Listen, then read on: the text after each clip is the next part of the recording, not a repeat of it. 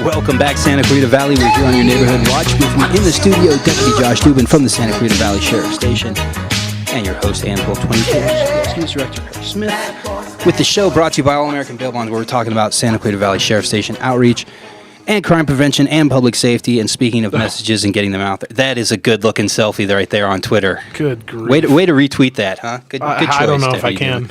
Well, I guess it's your Twitter followers' loss. Yeah. If you want to see the selfie. Justin's going to retweet me. Yeah, if you want to see the selfie, go to the Perry's. Since that's, wow. Yeah. So, do you want to talk about the lock it or lose it? Now I'm sorry I tagged you in that. Yeah, me too. So, do you want to talk about the lock it or lose it campaign? Yeah, that's exactly where we're going. Because I feel like that is really important, actually. So, is it true that last year Santa Clarita had 535 car break-ins, and over 200 of those were unlocked cars? Because that's what I read from the city. Yes, that is true. Wow. And I think that you're whispering. No. Why don't you just share with the group? You know, like when you were in school and you were the teacher and they caught you passing notes or, something like that. And then they would catch you passing notes and then they would be like, why don't you share with the class, Barry? Right. Yeah. Anyways. So. That was never me. I was a good child. Yeah. I was a teacher's kid. Yeah. As Justin. Wow. You and Justin shared a little look there. Okay. So, anyways, the Lock It or Lose It campaign, outstanding partnership between the city and the sheriff station. And so basically, we are trying to start a top-of-mind awareness campaign to really lock your car or lose your property. And it's not just about locking your car. It's about getting the valuables out of plain sight, out of your vehicle. If you need to keep valuables in your car, keep it in the trunk. Because statistically, that is... What am I trying to say here, Perry? Statistically, the crook doesn't go there. Now I want your help. Statistically, the crook does not usually go in the trunk. Not all the time, but usually it doesn't go in the trunk. Well, they don't have to if you make it easy for them, right? I think that's the whole point. If you leave your stereo out there, it's like, why go digging through the trunk? Absolutely. Most of the time, if you walk up to a parking lot, I bet I could walk up into any parking lot in this city and see at least like one car worth, with stuff unlocked, worth at least 3 times the value of my Tercel. The 89 Tercel. 93, man. You shade me years every time we do this show. It's going to be like a 76 by the time we're off the air. And just pick something because, you see it all the time. There was even that talk, like putting notices out. It's just like, how much easier can you make it for the criminal, really? Right. And I know in Nixle reports, too, people should check out the Nixles because it also lets you know about, crime trends in your area. And we publish those on hometownstation.com, too. But if you go to Santa Clarita Nixle, you just type in Santa Clarita and then NIXLE into your browser. You can sign up for crime alerts that are for your community, and they'll let you know if people are, if you have a roving gang of pickpockets, if you will, targeting an area, or car thieves, or, break-ins. I think that something you have to remember is now Santa Clarita is the 3rd largest city in LA County. Right. It's a lot of people here. Right. In our patrol area, city and county unincorporated area, our sheriff station is servicing upwards of 270,000 people, 275,000 people. And I believe 600 square miles. I believe you're right. Dropping that. Good job. So you got to think, that's a lot of people. And if you're leaving your car unlocked, you're leaving purses, iPads, iPods, GPSs. It's really easy. It takes just seconds to really check the door handle, grab it, and you're gone. And then what happens to that property? It ends up on Craigslist. It ends up at a pawn shop. It's traded between friends. I.e., you're never going to see it again. Right. And then how many people that we talk to have the serial number of all their stuff? Some people do, some people don't. Really, so it's a great campaign. You're going to see it on the back of buses. You're going to see it on social media. We have it up on our Twitter, on our Facebook page. So really, especially as the summer gets here, more and more people are going to get out. Daylight savings time is coming soon. March 9th. There you go. Bam. So getting a little extra. What did we get? Less sleep, Justin? Spring forward. Fall back. Forward, so we lose an hour of sleep. I'm not happy about that. We're springing forward. Thank you. You just keep saying it. It doesn't change what it means. Spring, sprung. Sprung. Anyways. So... yeah. Sigh of disbelief. Wow. So, anyways, summer's coming. It's going to be lighter, longer outside. Which gives more hours of daylight for thieves, right? Right. Well, is that where you're going with that? No, people are going to be out. People are going to be having dinner. They're going to be walking around, using the paseos, using the trails. Cars are going to be parked. There's going to be a lot of activity out and stuff like that. We don't need to make it easier for crooks. And along those lines, the city put out city officials offered 10 tips, getting there, for crime prevention. Number 1, don't leave valuables in your car in plain sight or slightly hidden. Lock them in the trunk. We mentioned that. Always lock your car when you leave it, even in front of your house. Because I remember you were telling me a story. One unfortunate resident had their stuff unlocked, and it was in their driveway. And No, in their garage. No, the car was actually in their garage. But the garage door was open. But the garage door was open. And the course. car was unlocked. And the car was unlocked. And the car got victimized twice. In 9 days. Yeesh. So there you go. Yeesh. I bet you that guy or gal is now locking their cars in their garages, right? Hopefully. Hopefully it doesn't take that for, Anyways, tip number 3, once home, unload your valuables immediately. Again, going back to the story we just told, do not store your valuables in your car any longer than necessary because it's easier to get into than your house, obviously. If possible, leave no trace or sign that there might be valuables such as docking stations or connecting cables. These can end up costing you hundreds of dollars to replace a broken window because the thief thought that there was a hidden valuable in there. That's a great tip. Thought you left your phone in there. That's a good one. So don't leave your cable plugged in because, you're going to start looking for it. Number 5, try to park in busy, well-traveled areas and well-lighted areas. Be aware of your surroundings. Lighted or lit? The city says well-lighted. I think grammatically it might be well-lit. Ooh. Wow. I'll send them a letter. Oh. Yeah. Number 6, set your alarm or anti-theft device if you have it. It can be an effective deterrent to an auto burglar who likes to choose easy targets. Does the 89 Tercel have an alarm? You know it doesn't have an alarm. Does it have a club at least? Yeah, I went aftermarket on my 93 Tercel again and put a car alarm in there. No, I think the car itself really is the alarm. Okay. It keeps people at bay very well. Number 7, don't use hide keys. Thieves know the best places to find them. That's an interesting one. I didn't know that everybody who's trying to sell their house uses a hide key. I mean, by and large. Don't think your dark tinted windows hide your valuables. Thieves often use flashlights to see through the tint.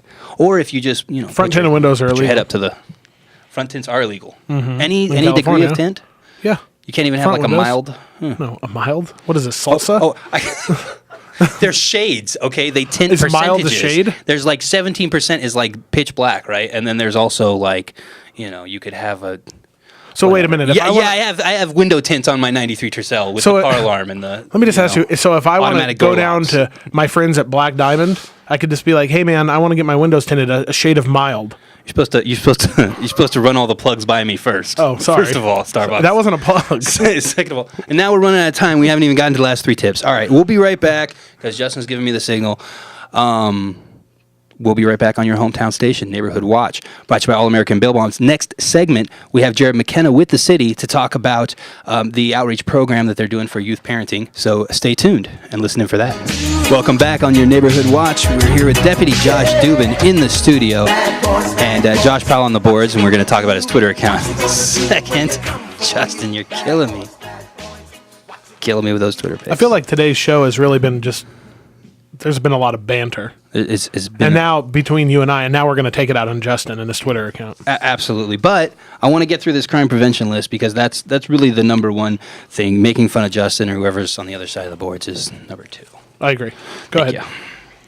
Yeah. So we were going through the list, the top 10 list from the city of Santa Clarita as part of its Lock It or Lose It campaign, looking at, ways people can avoid being a victim of a crime. We were on number 7, which was don't use hide keys. Obviously a good tip, and especially if you're thinking about selling your property. Number 8, don't think that your dark tinted windows hide your vehicles. I'm sorry, we did do number 8. Yeah, remember that was the whole discussion about the Tercel and my lack and of your tint. tint and your shade of mild on your tint. Still, whatever. I think I was clear to everybody who doesn't work for Black Diamond or another tinting service. What I meant. Yeah. Anyways, What's the next tip?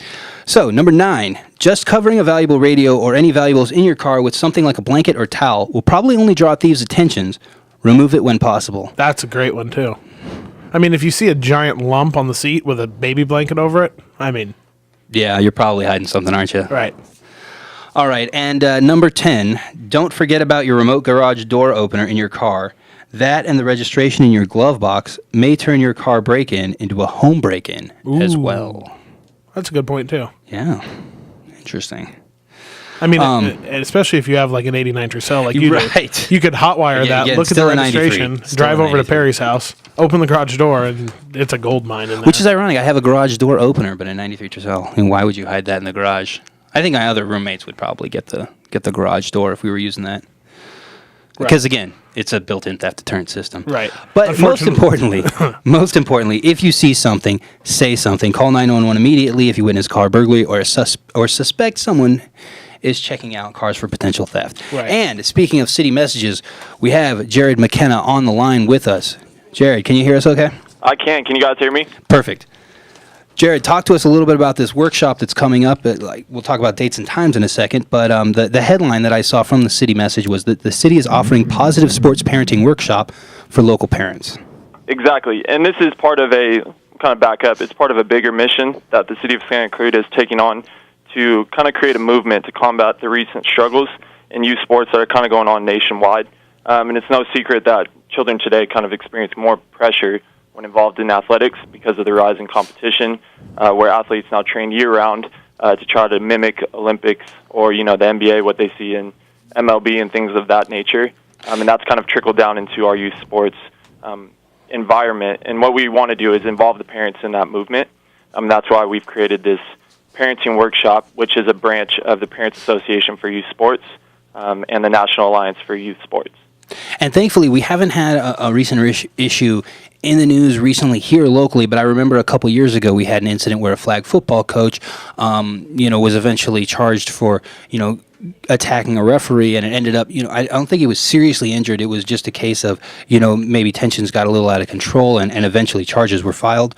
Again, luckily, no serious injuries. But these types of things are what you guys are working. These types of incidents are what you guys are working to avoid. And how do you guys do that?